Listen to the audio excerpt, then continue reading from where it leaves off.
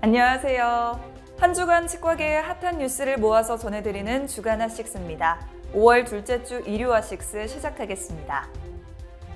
대한치과의사협회 박태근 회장과 한국과학기술단체 총연합회 이우일 회장이 면담을 갖고 국립치의과학연구원 설립의 당위성과 효과에 대해 논의했습니다. 박 회장은 임플란트에도 환자의 골질과 조직 유착 등에 대한 깊이 있는 연구가 필요한 가운데 최신 디지털 기술 도입 등으로 변화의 급물살을 타고 있어 관련 연구기관의 설립이 절실한 상황이라고 말했습니다. 이에 이 회장은 임플란트 등은 공학적으로 연구할 가치가 있어 기회가 되면 함께 돕겠다고 답했습니다. 취업 등 6개 의학단체가 2023년 요양급여비 계약은 합리적인 밴딩 규모 책정을 통해 상호 동등한 협상이 진행되길 바란다는 공동 입장문을 발표했습니다. 입장문에서 6개 단체는 기존 밴딩 규모 책정의 불합리성을 지적하며 코로나19 유행에 따른 감염 관리 부담과 환자 감소 등으로 악화된 요양기관의 경영 실태를 설명했습니다.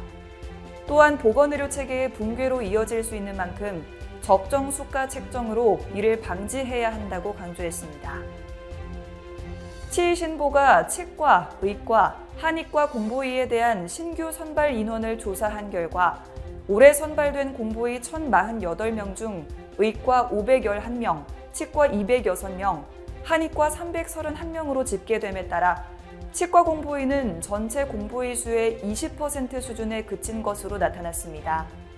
특히 치과 공보의는 전년도 대비 10%가 감소했고 지난 3월 추가 선발된 신규 공보의 수 17명을 제외한다면 감소율은 18%에 달하는 것으로 조사됐습니다. 반면 의과는 전년도 대비 7% 증가했고 한의과는 3%가 늘어난 것으로 확인됐습니다. 교육부와 한국대학교육협의회가 치과대학의 등록금을 분석한 결과 지난해 11개 치과대학의 평균 등록금은 치의학과 918만 원, 치의학과 950만 원인 것으로 나타났습니다. 치의학과와 치의학과에서 등록금이 가장 높은 대학은 경희대학교 치과대학인 것으로 확인됐으며 이어 연세치대, 조선치대, 단국치대가 뒤를 이었습니다. 취업 박태근 회장과 곽지연 대한간호조무사협회 회장이 지난 4월 간담회를 가졌습니다. 이번 간담회에서 양측은 치과 종사 인력난 해결 방안을 위해 의원급 의료기관 간호인력 수가 신설과 간호조무사 제도화 등에 대해 논의했습니다. 곽 회장은 일정 기간 교육을 받거나 경험을 쌓은 간무사들이 시험 응시 등을 통해 치과에서 보다 많은 활동을 할 수 있도록 사다리 구조 형태의 제도화가 이루어져야 한다고 말했고 박 회장은 치과 종사 인력난 해결을 위해서는 간무사와 상생하는 것이 중요하다고 전했습니다. 산업연구원이 치과계의 경기 회복을 예측한 결과 청신호가 켜질 것이라는 전망을 내놨습니다.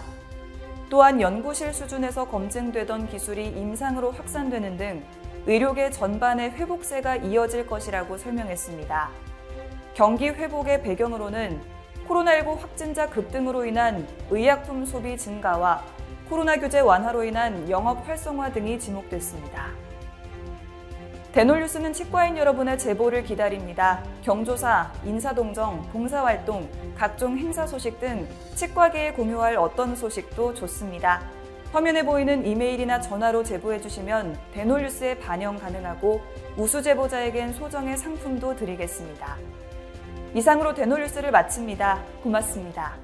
곰탕은 8,000원. 특곰탕은 만원? 특곰탕은 뭐가 다른겨? 뭐가 달라서 다르겠쥬. 임플란트 하면 좋은겨? 뭐가 달라도 다르겠죠. 오스템 임플란트.